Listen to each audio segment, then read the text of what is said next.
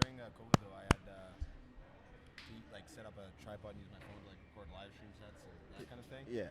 And I do Hey, like the whole hour. Brennan, the whole damn thing. would you be able to fix just Zovah's volume? I don't hear it What? really well. I can't hear you that well. La la la la la. Ah, la, there la, we la, go. la, Yeah, la, la. yeah, that's much better. That's much Better? better. Yeah, it's way better. Alright. Sorry for the pause. My mom was calling me. Mom, I'm doing a podcast. I'll talk to you later. All right. But yeah, Yeah. during COVID, let's I guess give this some little context. So recently we just came out of a pandemic. You're a DJ. You're a fucking killer. I've seen you live before, and it's just fucking energy, man. So Just about, bro. I was gonna ask a few things. Like, first off, talk about COVID, like how you maintained your name and like your practice DJing. Honestly, man, like COVID sucked, but also it was like one of the best things to ever happen. Like I got months off, didn't have to do nothing, no responsibilities, no anything, and all I did was make music, right? So I got to get better at my craft, and I made some of my best songs to this date, right? And if it wasn't for COVID, I probably wouldn't have made those songs, or I probably wouldn't have got as good as I am now with my production skills. And so it was just a blessing. But overall, it was tough though. You know, like you can't do anything. You're just locked up, no shows, can't even see your friends, can't do anything. So it sucked. And couldn't even play shows. You'd have to do live stream sets. I'd have to, set up a phone on a tripod and do it on Twitch. But with that, technically, like, COVID was a weird time. It was. And for me, I started my own business during COVID, and I've done a bunch of other things during COVID. So as tough as it was, I kind of dialed in on my craft and, really got to do some shit. But as for your live streams, that's kind of like beneficial because you're not always going to be able to have people like fly in from Ontario or Saskatchewan where you're from, right? To see your shows here in Calgary. Yeah, no, so facts. the online, the internet's honestly as damaging as a thing it is. It's also it's great. It's a blessing, right? Yeah, No, no, the facts, internet, facts. the internet really changed people's lives. Like a lot of people really got into like social media. I know TikTok was popping during COVID, and that was really, like right when it kind of started popping. yeah, and like COVID. I remember when TikTok was Musically. I don't know if you remember what Musically was. Like TikTok used it used to be called Musically, and it was like low key, and like a lot of people were using it, but not as much as I would say like Instagram or something like that, Snapchat. And then the pandemic hit, and dude, fucking TikTok went through the roof because you have so many people that are at home. You got a lot of free time, and like a lot of people are actually pretty creative with it. Yeah, no facts. Yeah, like Some how dope did shit, you dope like creators. how did you spend your time like during COVID? Like, did you use any social media? You said you were streaming Twitch. How was that? It was cool. It was chill. Pretty much COVID, all I did though was just music. Shit, Just man. focused on music. Yeah, it was just dialed straight up on music. Put music first, and then kind of just relaxed too. Like went on walks, went on hikes and stuff like that. Just I don't know. You play any video games? Not as much. I used to. I used to be a really, really, really heavy gamer, and You used to be into like Skyrim or yeah, something? bro. Tell us Yes, about how sir. you got your name. I was gonna try and transition this well and do like a Nardwar question, but Yeah. no, you get your name from Skyrim, right? Yeah. So, I was a really, really heavy gamer. Skyrim was my like number one game. I don't even know how many hours, like 3,000, like a lot of hours. Damn. And my name's Zach, right? In Skyrim, you're the Dovahkiin, which is the Master of Dragons, right? My real name's Zach. Take the Z off that. Hopped out on Ovahkiin, dropped the Keen. You got Zovah, Master of Trap. Let's Here he fucking is. go. Yeah. Master of Trap. That's how it is. Yo, Zovah, Master That of is. Trap. That That's is. actually wild, man. That is, bro. The connection, Yeah. right? Like how you take. It's crazy how you can take something that you're passionate about, Skyrim, and then combine it with something else that you're passionate about, Yeah, bro. and then just running with it. And it's a little Easter egg too. If you look on my Instagram, the highlight covers, they're all shout symbols from Skyrim. Have you guys played Skyrim? I never played. Have you played Skyrim? I played Skyrim like a little bit, but I was more of like Call of Duty kind of guy. Yeah. I was a big. I think the godhead, closest too. thing that I ever did to Skyrim maybe RuneScape. But RuneScape, that was the shit back in the day. yeah, bro. yo, Yo, I used to RuneScape was run the up shit. RuneScape, bro. I used Yo, to run up RuneScape. PK, bro, like player killing and shit like I'm that. telling you, man. Mithril armor and Yeah, bro. I was shit. decked out in Dragon all the time, man. Damn. How has someone I had not millions brought? in the bank. How has someone not brought RuneScape back? Like It's still It is, going. bro. It's It's still going, no, bro. it's Oh, really? it's They got popping mobile, they right got now, everything. man. Yeah, bro, it's out there. It's out there. It's getting it. Yeah, dude. I gotta like get back there- on my shit. Yeah, man. I there's lost some my head account, or I followers. would be playing. I'd be So checking many it out here people, and there. dude. So many people like lost their accounts, man. Like I know, like fucking RuneScape hacking is like a Yeah, really bro. bad thing. And like, what's it called? What are they called? Oh yeah. The company that owns the company that owns RuneScape, they're trying to crack down on that shit, right? So, It's too late. I get it's it. too late now, man. Yeah, fuck. What do you like? What can you even do about it, man? Yeah, bro. It's over. It's just a memory. I love how hackers are honestly just like 11-year-olds just hacking the system. No, facts, man. Yeah. Facts, man. Straight up. But let's dive into here a little bit. When did you start DJing? What are some of your early like influences? How did it all come about? What made you fuck with the decks so hard? With the decks. Okay. When did I start DJing? So, pretty much in 2016, I went to my first festival, which was Chasing Summer here in Calgary. Fuck yeah. That was back when I lived in Regina, so I came here. That was kind of like my first like rave or kind of like shot of the scene, right?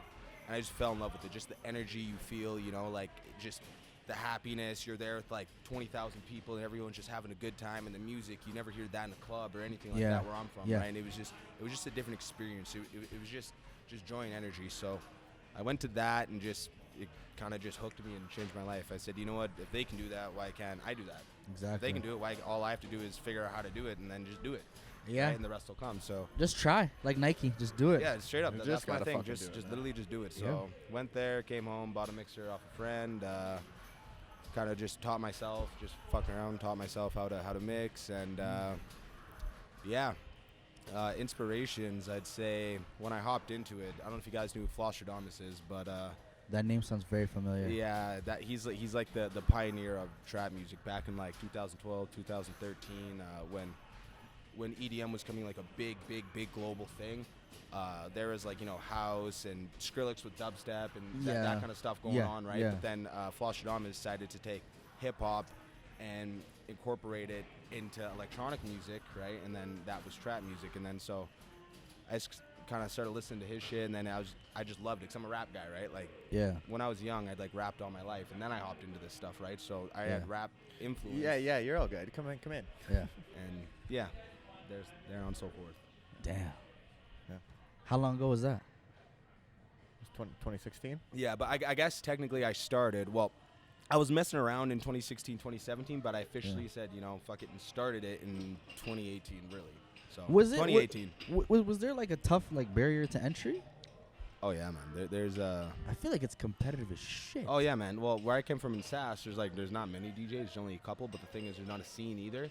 So I don't know. It's weird. But out here, bro, you come out here, I move out here, and there's like everyone's a DJ. Like everyone knows like 5 DJs. How many DJs do you know out here? A lot, dude. How many DJs do you know out here? Many DJs. There's so what makes you different from But them? there's a difference. Like, I know a lot of DJs, but I know very few good DJs. Yeah, right? and they also have them don't even make music though, right? You got to produce. No, a lot of everyone could DJ. I could teach you how to DJ in like an hour, right? But everyone can DJ. You have to make music. You have to give people something to connect to. Like if you're just DJing playing other people's music, then who are you? Like, well, where was your brand? What are you? Right? Where's the creativity? Where's the originality? Right? Like if your whole identity of like your brand as a DJ is like playing other people's music, then well, bro, that's just the thing that like with Zovah, my first time like seeing you was at Badlands. Oh yes, sir. And I got to the venue, and it was just like so many fucking people with these giant ass headbands that they said Zovah, and I was like, who's this Zovah guy? And they're like, yo, he's a DJ from Calgary.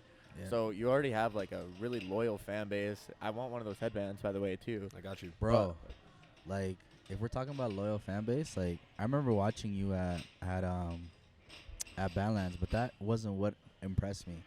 What impressed me was when you opened up for Riot 10. Oh yeah, bro, that was dope. Ah, that was fun. yo, the crowd control. Yeah, yo, bro. Man, shout out to you, bro. That's crazy. Yo, he had I think you had the crowd going so crazy that like you just set it up for Riot when he pulled up. Like, that's they the were job, just ready. right? That's the job. I'm there to support him, right? So do what I do, get them into it, and give them a show. You know, it was sick, man. Like the whole everyone was like, yo. Everybody was dialed in, man. So it was sick. You would think he was headlining. Yeah, hey? Like, yeah, bro. Like, you would think he was the fucking headliner. You could have just ended the show right then and there, and it would have been a sick show. Where was your first show? Gosh. Like, who gave you? Did you have to what was that experience like getting someone to? Okay, yeah. So back in Regina, this was 2017 or 18, one of the two. Shout out Regina, by the way. Yeah, I guess. Yeah, that's the same. Yeah, everybody from Regina reacts the same way. They're like, I guess. Yeah. We got love for him, though. Yeah, I guess. Yeah. Sometimes. He's like, sometimes. Depends on the season. Don't have much out there, but Canada. There's a couple homies. That's the only thing good about Regina. Yeah. Anyways, so First show. Yeah. So I was learning how to DJ, right, in my dad's basement when I was in college and whatever. What happened was I was going to the Owl. It's like the university bar attached to the university, like the U of R. And they had a flyer that just said, like, looking for DJs on Wednesdays, right? And then I knew the person that ran the bar, right? So I was just kind of like, hey, like, looking for DJs, I DJ. And he's like, okay, well, you want to come next Wednesday? Yeah. And I was like, okay. And then I kind of I was there every second Wednesday for, like, until I moved out of Regina, honestly, just doing that off and on. That was my first gig, really. And then my first EDM show, though, was... Oh, you played a different genre? So when I was learning DJ, Regina, it doesn't have an EDM scene. It's not a thing. It's literally it's non-existent. I feel like it's more hip hop centered over there. Barely, it's more country and pop. Oh shit! Okay, top 40. Yeah, I stand corrected. There's one rap club there, and it's a little hut. It's like this big. It's literally not even. This is bigger. Like this room is bigger, low key. But it's sick. It has a vibe. It's called the Law Club. So I was DJing at the Owl. And then I just walked in, kind of same thing with the Law Club. Okay. And I got a residency at the Law Club and at the Owl, kind of just mixing just hip hop and top 40 stuff like that while I was learning to produce EDM music. I didn't really get any EDM shows until one of my good friends, Dan, Flatland Fuck, Dan Bartek, he kind of just reached out to me and said he kind of wanted to bring like the scene here, right? So we started a group called Mad Society, and then we started throwing Mad Society. Yeah, bro. We started throwing actual real shows in Regina and stuff like that, and in Saskatoon we'd play shows and stuff like that. So it was really in the EDM side of it. It was really him that started me off, put me on, and gave me a push, and kind of if that makes sense. Yeah, it showed you really, the love. He had no need to do that at all, man. It just speaks to the kind of guy he is. Like, he is the most genuine dude you will ever meet. Do you feel like there's a lack of that in, like, this industry? Do you feel like people gatekeep shit? Well, yes and no. Yes, 100%. Like, when it comes to, like, lack of love, there is love everywhere. You'll see it. I'll post something. There's 50 comments of love, but is it genuine love, right? That's the bigger thing, right? Like, there's love, but there's so much envy and jealousy. You know, why'd he get that slaughter? Why does he have this, or why does he have those streams, or X, Y? Like, there is a lot of bullshit and a lot of fake shit. There is a lot of people that aren't genuine, but there's also a lot of amazing, awesome people. I've met some amazing people through music and through social media and through all this stuff. And so you're saying it's there. It's a 50-50. It's there. It's just you just gotta know what to look for, right? Like, it's there, but you just gotta know what you're looking at. Like, I see. Makes a lot of sense, man. Like, I feel like Brandon and I share the same sentiment. I feel like we live in a time where people constantly criticize you, but it's never, like, constructive. No, it's not. It's always like, oh, why is he doing that? Like, why don't you do this? And it's like, at the end of the day, it's so weird because... Why don't you let me just do me? Yeah, let me do me. Why don't you do what you want to do? Like, I'm here doing something. What are you doing? You're here critiquing what I'm doing. Yeah, if you have an opinion, sure, I'd love to hear it. But if you just say some shit to say it, then what's the point? What's your end goal? What do you get out of that, and what do I get out of that? Absolutely nothing, like, man. What's the point of that? It's like, bro, it's like there's so many people where they will be so quick to judge on what someone else is doing. But then... I always think about this as, like, that person's wasting their own time worrying about what you're doing. Like, I don't give a shit what the fuck. Like, if people are doing something, I wish them nothing but success. Fucking do it. Because we live in a world where if you want to do something, if you want to be, like, the best marketer, anything to do with school or a passion, all you have to do is do it. There's ways on the internet now to find out everything. Exactly. So anything. If you want to be the best knitter, if you want to be a trainer, if you want to be an artist, if you want to be a rapper, if you want to be a DJ, if you want to be a podcast, like, anything. You got to redirect that energy that you're putting on someone else's life into your life, and then just do it. Yeah, bro. Grab a vision board, draw some shit down. What do you like? What makes you happy? Figure it's pretty much like at this point too. With a couple other things I do, there's a lot of haters, but you just don't look at it. Like, those people behind the screen, like. They are not deciding my life. I'm not even putting an ounce of energy into it. So I like to think of it like this. It's like if you have 2 million people that watch your shit, and 1 million hate it, 1 million love it. That's all. Yeah. Bro, even like the people that hate. So for an unnamed, just bleep this out. Yeah. Bleep this part out. I run Barstool. So everyone that comments on there is like, during Edmonton and Calgary playoffs, there was a huge thing, Barstool, Calgary, whatever. It's like, dude, when you comment, that only looks good for me. Like, if you give me that comment, the people at fucking New York, they look at it and they're like, okay, they're getting engagement.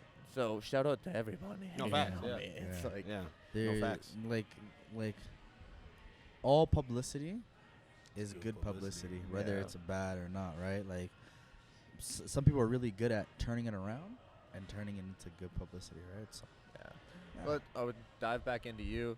So you're originally from Saskatchewan, Regina. Unfortunately. Moved here. Was Chasing Summer like the first show you've ever been to? Like first festival, I guess? First festival for sure. Yeah, I think same.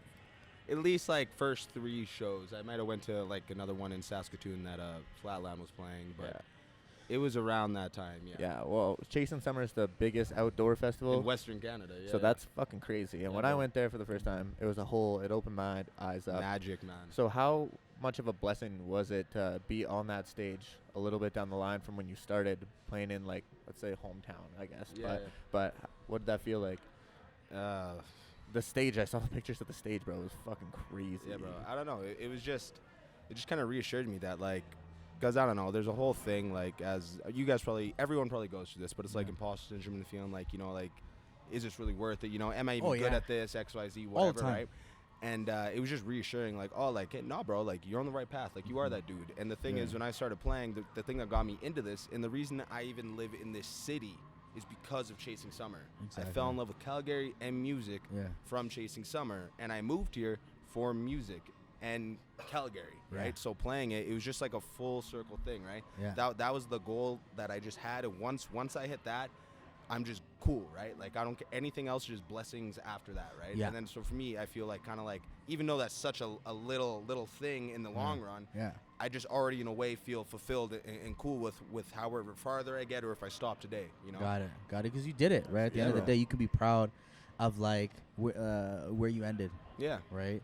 One thing I wanted to ask was, I'm assuming you've had days where you wanted to, like, say fuck it, am I doing this shit, like, what's the point?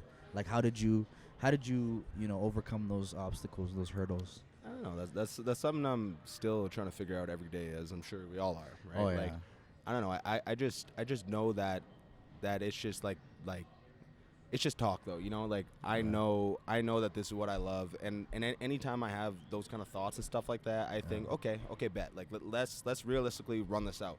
Let's say, okay, hey guys, I'm quitting, right? You delete your Instagram, right? I sell all my shit, I cancel all my shows, right? I delete my Spotify, everything, right? Can I wake up tomorrow and live with myself? Is that gonna be a better life than this right now? What's gonna be better? Because, like, let's talk this out. Like, let's think about it. If I do that, what's tomorrow gonna be like for me? What's next week gonna be like for me? Yeah. Am I gonna regret that? Am I gonna be the same me? Am I gonna be me? Probably not, right? So then shut up and let's get back to work. You know what I mean? Damn, that's a great question to ask yourself. Like, would I be the same? Yeah. Tomorrow when I wake up in the morning. Mm-hmm. Damn, that's deep. And then I look that's how at you gotta look at it. But then also, like, and just playing devil's advocate here is, like, at the end of the day, you lose all of that shit.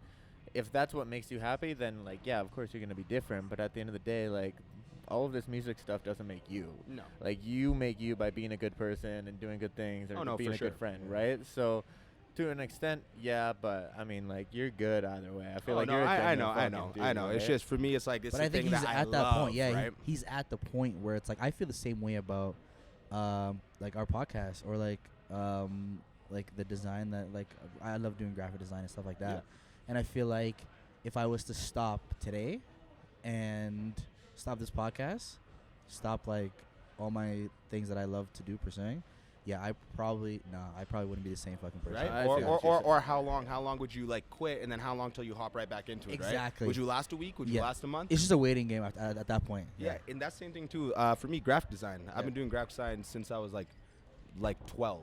And then when I was in high school, I was like, oh, what do you want to do with your life? I don't know. I guess I'll go to school for graphic design. So I already do it, right? Yeah. And graphic design was my first love and passion, right? Since I was 12 to now, I have a diploma in it, right? Yeah. I lost the love for graphic design to take the love of music. Got it. And that was a tough thing, but it was like I felt okay with it, right? Because I loved this more. This is more, right? So exactly. It's not really like you're abandoning it. You're kind of like And I you're still kind do of it. growing out of it into something. Exactly. Yeah. And I still do graphic design for fun, and even at my job too, I do it here and there. But it's like, but yeah. I feel like, there's a crazy thing that I came across today. I was going to ask Zovah this. A lot of people, they ask me, hey, man, like, how are you doing this? Like, how are you? I see the things that you're doing with your music, for your example. I see the stuff that you guys are doing with the podcast, how you guys are doing it. Like, I even tell you earlier, were like, yo, I like the reels that you guys are putting out. And then I think, like, the most valid answer that I could give someone is, I was watching a reel of YBN Corday, and he was like, I don't know, man. I'm just winging it. I'm taking it day by day, bro. Like, there's no formula. There's no fucking, like, I can't give you an ABCD. Like, I'm figuring shit out too, right? Exactly. So, like, otherwise we'd all be rich and millionaires. Right. And If there was a fucking blueprint, bro, like, you wouldn't, like, there would be no hustle. Yeah, and there'd be no fun in it. There'd be Nothing. no joy in it. Everyone would, Nothing at all. We look at it like kind of like I search for advice through people, and then for a podcast, it's like, who are we gonna look for right now? Like, there's nobody else doing what we're doing to the extent that we're doing it. Yeah. So, fuck, these people are ripping up basketball right now. Oh yeah, dude. No, shout out Greta for hosting us. Definitely after, I'm gonna set the high score on this basketball game. Absolutely. Yo, But- Guitar Hero? I suck at guitar, man. I'm actually I used really, to be really, sick. really bad. I'm terrible. Like, Rock Band, I was drums, vocals, I could fuck with that shit. Guitar, I'm just like so uncoordinated, I can't. Yo, homie over there has some sick leg tats. Yeah, bro, actually, straight up. Not gonna lie. Man. But yeah, back on topic, we just had an ADHD moment. But what's next? In terms of? Like shows? I saw your summer lineup. Yeah, And I've got like- 2 questions, but we can go through dates and just give specifics. Yeah, sure. So, upcoming shows, July 9th at Commonwealth. Bet your ass I'm going to be there. I Hey. fucking love Commonwealth, and I Yeah. fucking love you. So, that show's going to go crazy. We got August 11th, Frenzy Music Festival. Yep. Where is that located? That's it's a whole park out by Edmonton. I think it's like 20 minutes by Edmonton. It's like a whole just grounds, like a whole huge like. You guys know what Shambhala is? Oh yeah. It's not to that extent. Yeah. But it's like that. It's just Similar. a whole big bunch of grounds, and they set up a whole stage there, and it's like a 4-day thing. It's gonna be super sick. Man, I feel like Shambhala is like the holy grail for DJs in Canada. Yeah, bro. Yeah. Yeah, like- Shambhala chasing ever after. Damn. Yeah, I'd say. Yep. So, Yeah. that leads me to the next one is Ever After. Yes, sir. You're going to rip that up. Ontario, have you played in Ontario before? Never. So I've never even been to Ever After. Really? Honestly, no. I've been to Toronto once, but Did they hit you up? Yeah, bro. Shit. Yeah. Right after Badlands, like the day of, the day I was about to play Badlands last year, the owner texted my friend, one of my really good friends, and he's like, "Yo, would Zovah want to play Ever After next year?" Right? Like a question, like, duh. Yeah, he want to play. Yeah, yeah. I feel like you'll look back at this and be like, damn, Yeah, bro. like I'm Yeah, bro. doing it. Yeah. I Or know. even now, like you're probably saying like, yo, When I saw that text, I legit cried because I was about to play Badlands, right? Yeah. Badlands was my first festival. Yeah. So I was already like, real emotional about that. Yeah. And then while I'm just at all my homies' house, my friend Jesse, we're all having like a whole like pre-party about it. It's Yeah. just all love everywhere, right? It Yeah. was amazing, like magic. Like that's my new birthday. That day is my new birthday. That's the That's the new- best day of my life, bro. that's the But- new day. Yeah, so Zovah day. That was all going on, and then my friend Dean, he shows me his phone. Hey, bro, look, and now I'm getting booked for Ever After.